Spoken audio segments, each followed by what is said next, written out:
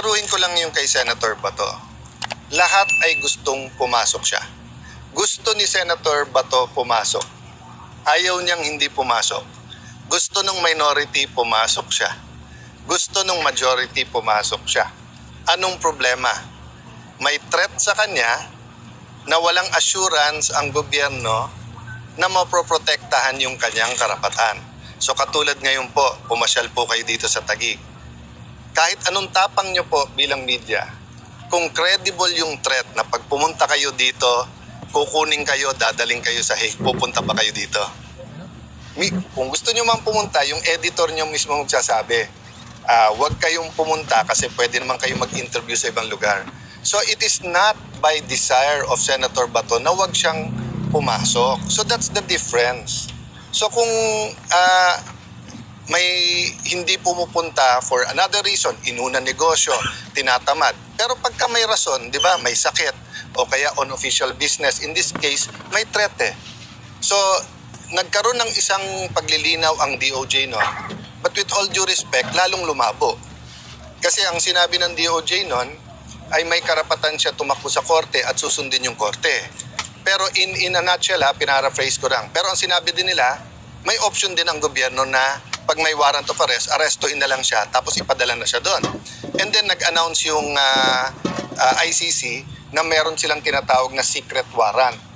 Hindi po yun yung ating konstitusyon. Sa ating konstitusyon, huwes lang, judge lang ang pwede mag-issue ng warrant of arrest.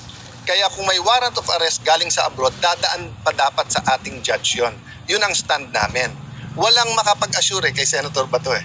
So I talked to someone very close to him. Ang sabi, simple lang sir, ma-assure lang kami ng Philippine government na may day in court siya dito. Kahit arrestuin siya dito sa Pilipinas.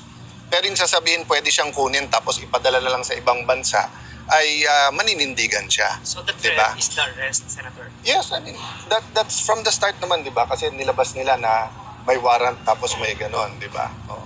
So I'm not judging what's right or wrong. I'm just giving you human nature.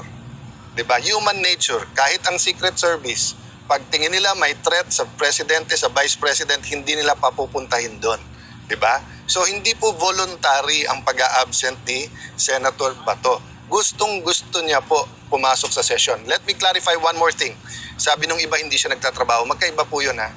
Kasi sa loob man o sa labas ng Senado, napaka-importante ng plenary, napaka-importante po mag-participate, napaka-importante po ng committee hearings. Kung magkakaroon ng impeachment, napaka-importante din na umattend doon. But that's not the totality of the work of the senator.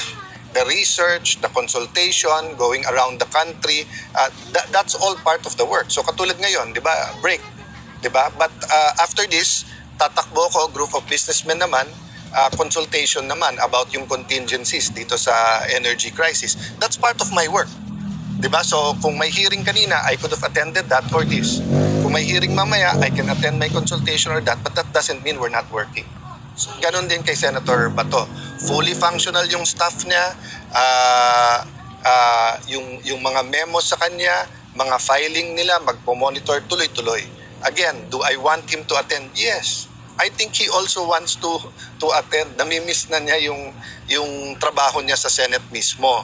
Kaya lang kung ang kapalit naman doon, pagtuntong niya doon, bigla siyang arestuin, bigla siyang isakay sa aeroplano at ilipad sa Hague, 'di ba? Ilalaban niya yung karapatan niya. So walang reason para i-dismantle yung korte sa hindi siya maswerte?